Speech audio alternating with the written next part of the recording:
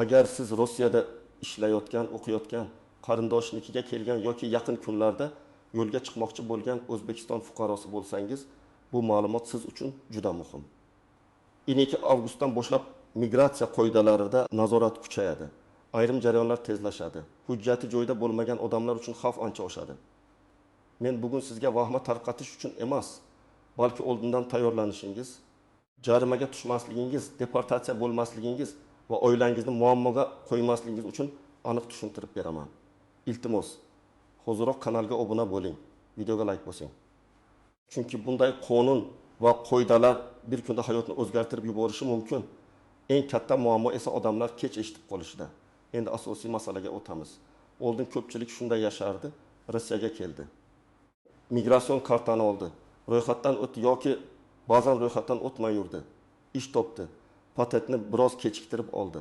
Ba'zida chek to'lovini unutdi. Politsiya tekshirib qolsa, ertaga to'g'rilayman deb o'tib ketdi. Ayrimlar esa umuman hech kim tekshirmaydi deb o'ylardi. Mana shu eski odat endi eng xavfli odatga aylanadi. Yangi tartiblarning asosiy mazmuni shuki, chet el fuqarosining Rossiyadagi maqomi yanada qat'iy nazorat qilinadi. Hujjat muddati, ro'yxatdan o'tish, patent, to'lov, yashash manzili, ishlayotgan joyi, tibbiy hujjatlari, daktiloskopiya va biometrik ro'yxatdan o'tish kabi masalalar endi alohida emas. Bir-biriga bog'langan tizim sifatida tekshiriladi. Bitta joydagi xato boshqa joydagi muammoga sabab bo'lishi mumkin. Oldin ayrim hollarda odam jarima to'lab qutulardi. Endi esa jarima bilan birga chiqarib yuborish, kirishga taqiq, migratsion hisobdan chiqarish, patentni bekor qilish, ish beruvchiga ham jazo qo'llash kabi oqibatlar tezroq kelishi mumkin. Ayniqsa hujjati tartibsiz yurgan, patent pulini kechiktirgan, ro'yxatdan o'tgan manzilda yashamayotgan, soxta registratsiya qilgan yoki noqonuniy ishlayotganlar birinchi navbatda xavf guruhiga kiradi. Birinchi masala, migratsion karta. Rossiyaga kirganingizda sizga migratsion karta beriladi. Unda kirish sanasi, maqsad va shaxsiy ma'lumotlar yoziladi. Eng ko'p xato qilinadigan joy maqsad. Agar siz ishlash uchun borsangiz, maqsadni rabota yoki ish sifatida ko'rsatish juda muhim. Agar siz chastnaya, turizm yoki go'sti deb kirib, keyin patent olib ishlashga harakat qilsangiz, muammo chiqishi mumkin. Misol uchun Toshkentdan Moskva viloyatiga borgan aka chegarada mehmon deb belgilatdi. Chunki tezroq o'tib ketaman deb o'yladi. Keyin ish topdi. Patent olish uchun hujjat topshirdi. Unga migratsion kartadagi maqsad mos kelmayotgani aytildi. Natijada qayta chiqib kirish, vaqt, pul va ish joyini yo'qotish xavfi paydo bo'ldi. Ikkinchi masala ro'yxatdan o'tish. O'zbekiston fuqarolari Rossiyaga kelgandan keyin belgilangan muddat ichida migratsion hisobga qo'yilishi kerak. Ko'pincha odamlar buni registratsiya deb ataydi. Bu shunchaki qog'oz emas. Bu davlatga siz qayerda yashayotganingizni bildiradigan rasmiy hujjat. Agar siz bir manzilda ro'yxatdan o'tib boshqa joyda yashasangiz, tekshiruv vaqtida savol tug'iladi. Mehmonxonada tursangiz, mehmonxona sizni hisobga qo'yish kerak. Ijarada tursangiz, uy egasi yoki qabul qiluvchi tomon bu jarayonda qatnashadi.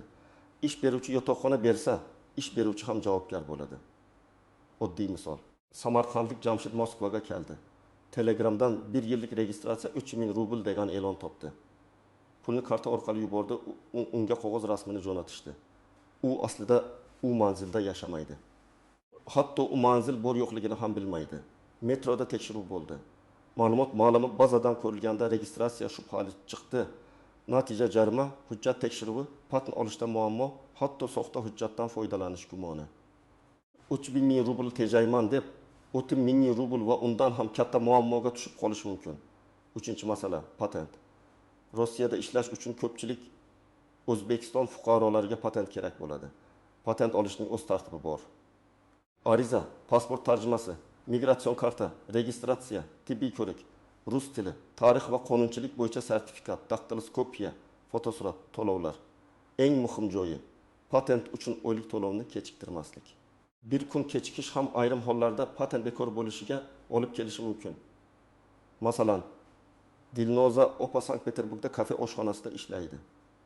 Patent uchun har oy 5000-6000 rubl atrofida to'laydi. Raqamlar hududga qarab o'zgaradi. Bir oy ish haqi kechikdi. U 2 kundan keyin to'layman dedi. Lekin tizimda to'lov muddati o'tib ketdi. Keyin ish joyida tekshiruv bo'ldi. Patent amalda emas deb chiqdi. ish beruvchi ham jarimaga tushishi mumkin. Dilnoza opaga esa noqonuniy mehnat faoliyati bo'yicha ish ochilishi mumkin. Shuning uchun men doim aytaman, patent to'lovi ovqat, ijara va yo'l pulidan keyin emas. Birinchi navbatdagi majburiyatlardan biri bo'lishi kerak. To'rtinchi masala, ish joyi va shartnoma. Ko'pchilik og'zaki kelishlik pulni naqd beradi deb ishlaydi. Bu xavfli. Agar siz patent bilan ishlasangiz, ish beruvchi bilan mehnat shartnomasi yoki fuqarolik huquqiy shartnoma masalasi to'g'ri rasmiylashtirilishi kerak. Ish beruvchi sizni ishga olgani haqida tegishli organlarga xabar berishi kerak bo'lgan holatlar bor. Siz ham ishlayotgan hududingiz patent berilgan hududga mos kelishini tekshirishingiz kerak. Moskva uchun olingan patent bilan boshqa viloyatda ishlash mumkin emas. Moskva viloyati bilan Moskva shahri ham alohida bo'lishi mumkin. Bu juda muhim. Misol, Farg'onalik Akmal patentni Moskva viloyatida oldi, lekin ish topib Moskva shahridagi qurilishga kirdi. U baribir yonma-yon joy-ku deb o'yladi. Tekshiruvda hudud mos kelmagani aniqlandi. Bu noqonuniy ishlash sifatida baholanishi mumkin. Akmal bir oyda 1000 rubl topaman deb borgan edi, lekin jarima ishni yo'qotish va deportatsiya xavfi bilan yuzma-yuz qoldi. Birinchi xavf guruhi registratsiyasi yo'qlar yoki muddati o'tganlar. Agar siz hali vaqt bor deb yurgan bo'lsangiz, darhol tekshiring. Qog'ozdagi sana bilan real muddatni solishtiring. Telefoningizda rasm bo'lishi yetarli emas. Imkon qadar asl hujjat yoki rasmiy tasdiq bo'lsin. Ikkinchi xavf guruhi patent to'lovini kechiktirganlar. Agar siz oxirgi to'lovni qachon qilganingizni eslay olmasangiz, bu allaqachon xavf belgisi. Bank cheklarini saqlang. Har bir to'lov kvitansiyasi telefonda ham, qog'ozda ham bo'lsin. Uchinchi xavf guruhi boshqa manzilda yashayotganlar. Siz registratsiyada bir joyda, amalda boshqa joyda yashasangiz, ayniqsa reydlar paytida savol ko'p bo'ladi. Uy egasi sizni tanimasa yoki bunday odam yashamaydi desa, holat yanada yomonlashadi. To'rtinchi xavf guruhi hujjati bor, lekin ish joyi rasmiy emaslar. Sizda patent borligi ish beruvchi bilan hamma narsa qonuniy degani emas. Patent sizga ishlash imkonini beradi, lekin ish joyining o'zi ham tartibli bo'lishi kerak. Beshinchi xavf guruhi sud jarimasi, ma'muriy ish, oldingi deportatsiya yoki kirishga taqiq masalasi bo'lganlar. Agar sizda oldin 2-3 marta ma'muriy jarima bo'lgan bo'lsa, yo'l harakati qoidasi, migratsiya qoidasi, jamoat tartibi yoki boshqa modda bo'yicha bu sizning migratsion holatingizga ta'sir qilishi mumkin. Ba'zan odam bu oddiy jarima edi deb o'ylaydi, lekin ba'zida u ma'muriy javobgarlik sifatida ko'rinadi. Agar siz Rossiyaga qonuniy kirgan bo'lsangiz, migratsion kartangiz to'g'ri, vaqtida ro'yxatdan o'tgan bo'lsangiz, patentingiz bor va to'lovi o'z vaqtida qilingan bo'lsa, ishlayotgan hududingiz patent hududiga mos bo'lsa, ish beruvchi bilan shartnomangiz bo'lsa, tibbiy va boshqa talablar bajarilgan bo'lsa, siz vahimaga tushmang. Lekin baribir beparvo bo'lmang.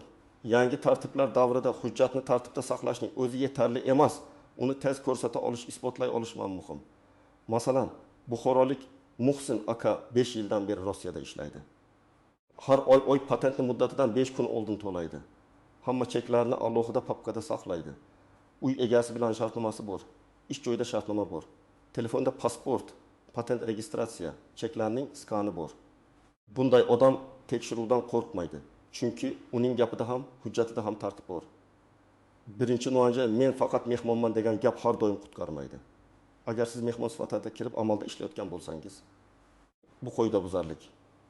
Hatto tanishingizning do'konida biroz yordam berib turibman desangiz ham, agar bu mehnat faoliyatiga o'xshasa, muammo bo'lishi mumkin. Ayniqsa bozorlarda, qurilishlarda, kafe va restoranlarda reydlar ko'p bo'ladi. Ikkinchi navbatda mening patentim bor, demak hammasi joyida degan fikr noto'g'ri. Patentning o'zi yetmaydi. Uning hududi, muddati, to'lovi, ish turi, shartnoma va migratsion hisob bilan bog'liqligi bor. Bir zanjir uzilsa, butun tizim savol ostida qoladi. Uchinchi navbatda bolalar va oila a'zolari. Ko'pchilik erkak kishi ishlash uchun keladi, keyin xotini va bolasini olib keladi. Bola maktabga yoki bog'chaga borishi uchun hujjatlar kerak bo'ladi. Xotin ishlamasa ham migratsion hisobda turishi kerak. U ishlamaydi-ku, unga patent kerak emas degan gap to'g'ri bo'lishi mumkin. Lekin bu ro'yxatdan o'tish yoki yashash muddati talablaridan ozod qiladi degani emas. Har bir oila a'zosining alohida hujjati, alohida muddati bor. 4-navbatda pasport muddati. Agar pasportingizning muddati tugashiga oz qolgan bo'lsa, patent, registratsiya yoki boshqa ruxsatlarni olishda muammo chiqadi. Men tavsiya qilaman. Pasport muddati kamida 1 yil, yaxshisi undan ko'proq bo'lsin. Agar muddat tugayotgan bo'lsa, konsullik orqali yangilash masalasini oldindan boshlang. Oxirgi oyga qoldirmang. 5-nuancha. Ism, familiya yozilishdagi xatolar. Pasportda o yoki harflari transliteratsiya, tug'ilgan sana, pasport raqami noto'g'ri kiritilsa, keyin bazada muammo chiqishi mumkin. Bir joyda Abdullayev, boshqa joyda Abdullayev, yana boshqa joyda Abdullayev bo'lib qolsa, tizim sizni boshqa odam deb ko'rsatishi yoki hujjatlaringiz bir-biriga bog'lanmasligi mumkin. Har bir arizada ma'lumotni 2 marta tekshiring. 6-nuancha vositachilar. Eng katta tuzoqlardan biri hammasini qilib beramiz degan odamlar. Hujjatni rasmiy organ, MFC, migratsiya markazi, ish beruvchi yoki qonuniy vakil orqali qiling. Notanish odamga pasportni berib yubormang. Pulni chek va shartnomasiz bermang. Soxta registratsiya, soxta tibbiy ma'lumotnoma, soxta sertifikat bilan qo'lga tushish oddiy jarimadan ham og'ir oqibatlarga olib kelishi mumkin. 7-nuancha, telefon va ijtimoiy tarmoqlar. Tekshiruv vaqtida sizning ish joyingiz, reklamangiz, yozishmalaringiz ishchi kerak. Men ustaman, yetkazib berish qilaman kabi ma'lumotlar ham savol tug'dirishi mumkin. Men bu yerda qo'rqitmoqchi emasman. Lekin odamning amaldagi faoliyati bilan hujjatdagi maqomi mos bo'lishi kerak. 8-nuancha, ma'muriy jarimalarni vaqtida to'lash. Agar sizga jarima yozilgan bo'lsa, uni unutib yubormang. To'lanmagan jarima keyingi tekshiruvda katta muammoga aylanadi. Jarimani to'laganingizdan keyin chekni saqlang. Ba'zan to'lov tizimga kech tushadi. Chek sizni himoya qiladi. Birinchi qadam. Hujjatlaringizni stol ustiga qo'ying va tekshiruv qiling. Pasport, migratsion karta, registratsiya, patent to'lov cheklari, tibbiy hujjatlar, sertifikat, ish shartnomasi, ijara shartnomasi, sug'urta bo'lsa sug'urta. Bolalar hujjatlari bo'lsa, ularni ham ko'rib chiqing. Har birida sana bor. Sanalarni alohida daftar yoki telefon kalendariga yozing. Ikkinchi qadam. Muddatlar jadvalini tuzing. Patent qachon to'lanadi? Registratsiya qachon tugaydi? Pasport muddati qachon tugaydi? Migratsion karta bo'yicha qolish muddati qancha? Agar siz har oy patent to'lasangiz, to'lov sanasidan kamida 3-5 kun oldin eslatma qo'ying. Men hatto 2 marta eslatma qo'yishni maslahat beraman. Biri 7 kun oldin, biri 2 kun oldin. 3-qadam, hujjatlarning elektron nusxasini tayyorlang. Telefoningizda alohida papka oching. Hujjatlar deb nomlang. Pasportning asosiy sahifasi, kirish muhri, migratsion karta, registratsiya, patent, oxirgi to'lov cheki, ish shartnomasi rasmini saqlang. Lekin faqat telefonga ishonmang. Telefon o'chib qolishi, yo'qolishi mumkin. Qog'oz nusxalarni ham papkada olib yuring yoki hech bo'lmasa yashash joyingizda tartibli saqlang. 4-qadam, yashash manzilingizni qonuniy qiling. Agar siz hozir boshqa joyda yashayotgan bo'lsangiz, oy egasi bilan gaplashing. Meni haqiqiy manzil bo'yicha hisobga qo'yamizmi deb so'rang. Oy egasi rozi bo'lmasa, bu kelajakdagi xavf. Arzon, lekin soxta registratsiya izlamang.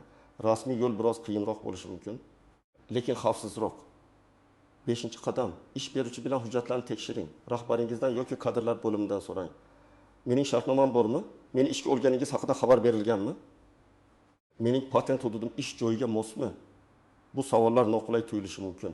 Lekin keyin jarima yoki deportatsiya bo'lgandan ko'ra hozir so'ragan yaxshi.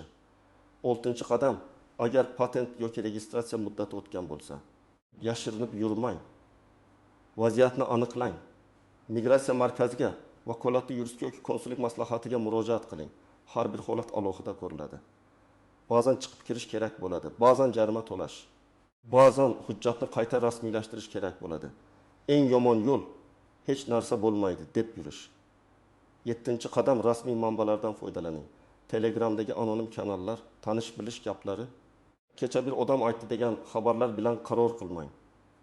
Rossiya Ichki ishlar vazirligi migratsiya bo'limlari, davlat xizmatlari portali, rasmiy migratsiya markazlari, O'zbekiston konsulliklari va elchixonasi e'lonlarini tekshiring.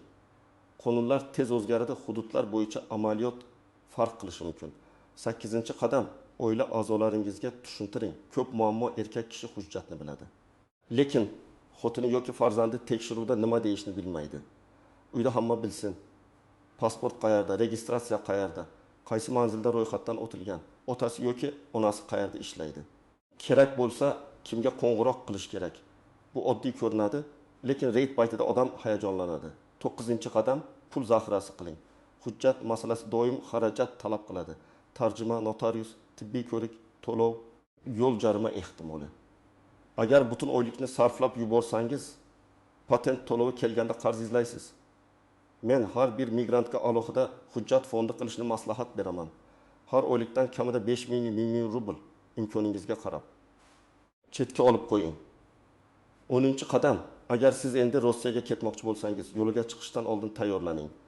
Pasport muddati yetarlimi, qarzdorlik yoki taqiq yo'qmi, qaysi hududga borasiz, u yerda patent narxi qancha, registratsiyani kim qiladi, ish beruvchi ishonchlimi, yashash joyi bormi, bularni oldindan biling. Borganimdan keyin ko'raman degan yondashuv endi juda xavfli. Agar siz talaba bo'lsangiz, o'qish joyingiz hujjatlaringizni qanday yuritayotganini tekshiring. Talabalarning qolish muddati, ro'yxatdan o'tishi, o'qishdan chetlatilsa yoki akademik ta'til olsa, migratsion maqomi o'zgarishi mumkin. Ishlashga o'tmoqchi bo'lsangiz, maqomingizni qayta ko'rib chiqing. Agar siz taksi, kuryerlik, qurilish, savdo, umumiy ovqatlanish, ombor, tozalash xizmati sohasida ishlasangiz, tekshiruv ehtimoli yuqoriroq. Chunki bu sohalarda migrantlar ko'p va nazorat ham ko'p bo'ladi. Ilovalar orqali ishlasangiz ham, daromad olayotgan bo'lsangiz, bu mehnat faoliyati sifatida ko'rilishi mumkin. Agar siz Rossiyada uzoq muddat yashashni, ARP, VNZH yoki fuqarolik masalasini o'ylayotgan bo'lsangiz, hozirdan intizomli bo'ling. Har bir qoida buzarlik kelajakdagi arizangizga ta'sir qilishi mumkin. Bugungi kichik jarima ertangi katta rad javobiga sabab bo'lishi mumkin. Agar sizda sog'liq bo'yicha tibbiy hujjatlar, narkologiya, infeksiya tekshiruvlari yoki boshqa majburiy ko'riklar kerak bo'lsa, faqat rasmiy tibbiyot muassasalaridan o'ting. Soxta ma'lumotnoma bilan ishlash nafaqat migratsion, balki jinoiy xavf ham tug'dirishi mumkin.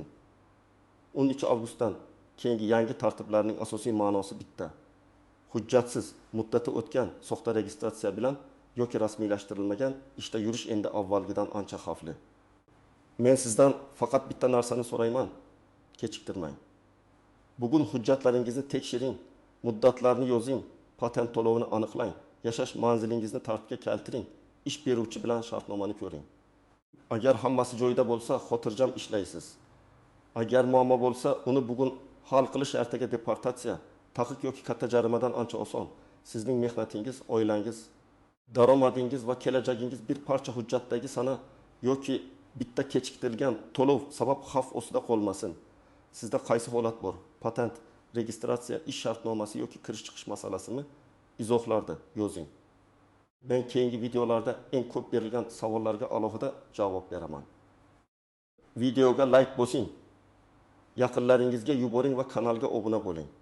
Chunki bunday ma'lumotni vaqtida bilgan odam o'zini ham, oilasini ham katta muammolardan saqlab qoladi.